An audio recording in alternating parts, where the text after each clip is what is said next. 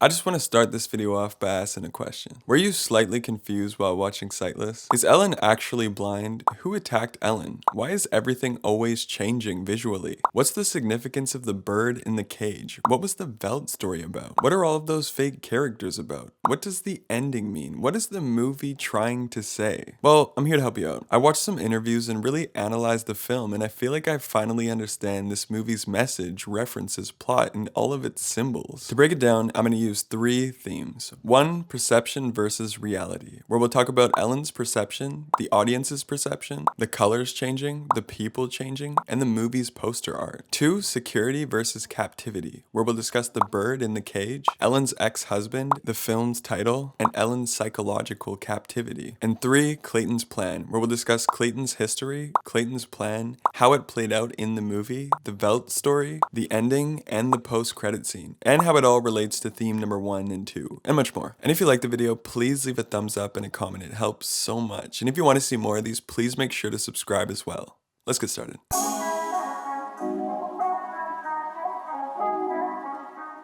Okay, theme number 1, perception versus reality. When watching this movie, you may notice that Ellen is in every single scene from the very beginning to the very end. The reason for this is that this entire film is told from Ellen's perspective, even considering the fact that she's blind. So yes, Ellen is actually blind the whole time. Everything we see in this film is what Ellen assumes is there. We see what Ellen thinks she would be seeing. The only things we can trust as viewers is what Ellen hears and what Ellen touches. This is best signified by the bird at the beginning, who changes from green to blue as Clayton describes to Ellen that the bird is blue. If Ellen thinks the bird is blue, we see the bird as blue. Clayton also tells Ellen the room is painted shades of blue, and we see those same colors. This is why when anyone shows up in front of Ellen, we always see the person that Ellen assumes the person is. But once the person speaks, or once Ellen touches them, we realize who they actually are, because Ellen is realizing who they actually are. And this perspective is used throughout the entire film. When Ellen touches Lana's stitches, we finally get to see that she has stitches, and the examples go on and on. The poster art shows a bird changing color as it flies over Ellen's eyes, symbolizing that Ellen's perspective is always changing. The bird here also symbolizes the many personalities that Clayton is playing in front of Ellen, which we'll get way more into in theme number 2 and theme number 3. So let's continue. Theme number 2.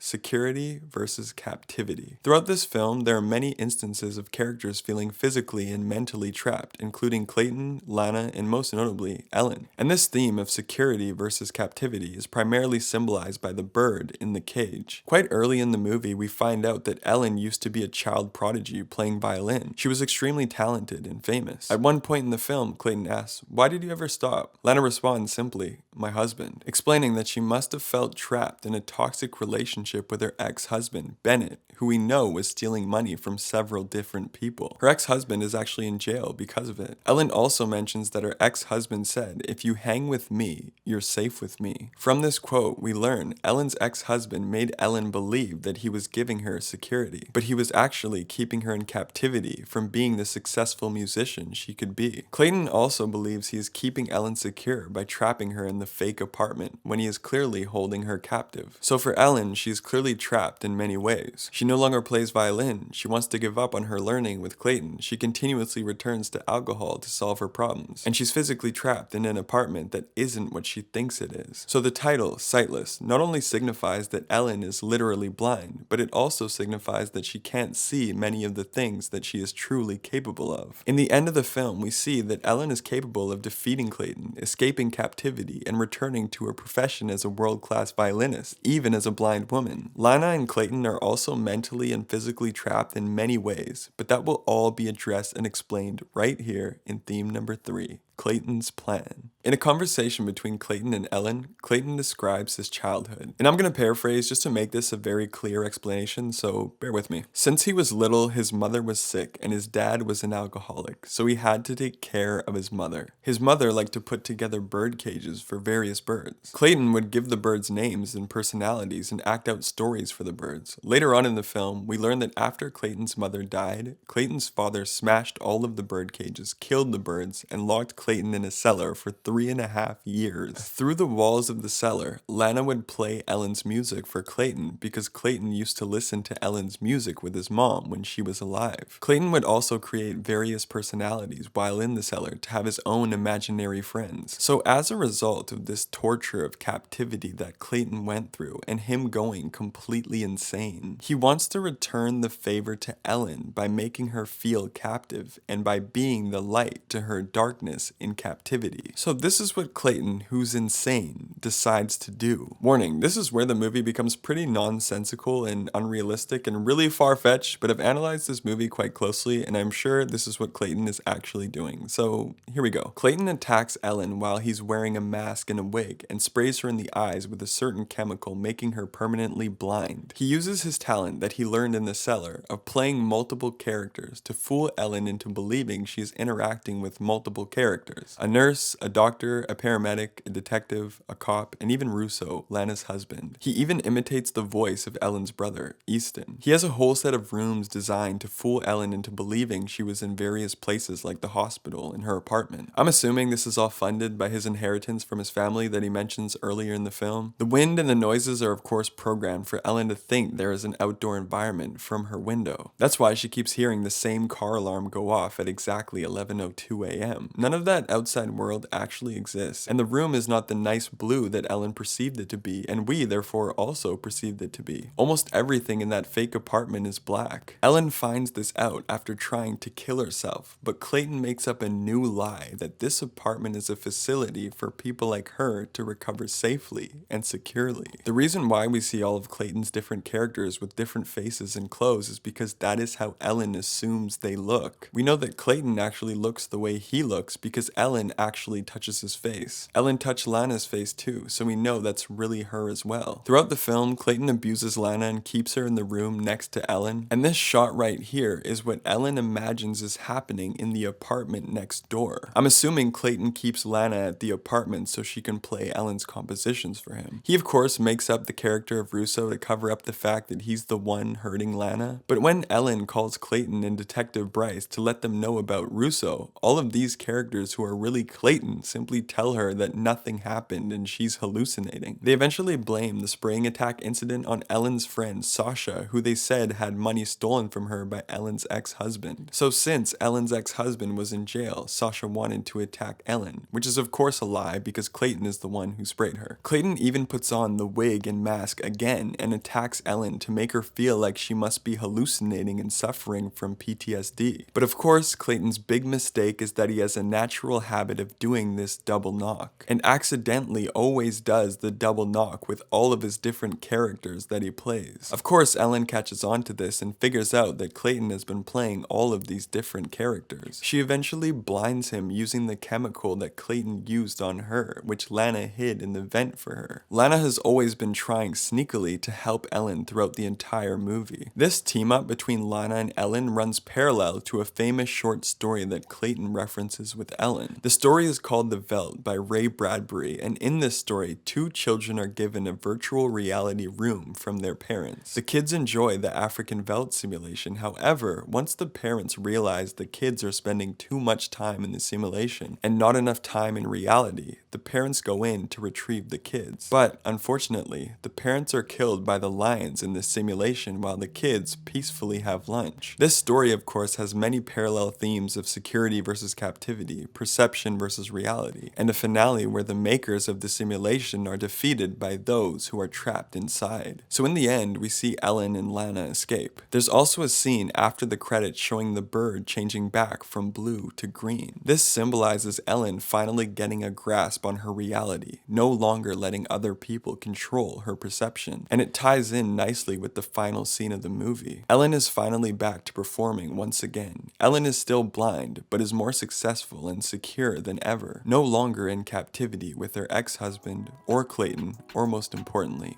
herself. Alright, that's my analysis. Please let me know your thoughts and theories in the comments because I would love to read them and discuss. Subscribe if you want to see more, and thank you so much for watching. See you later.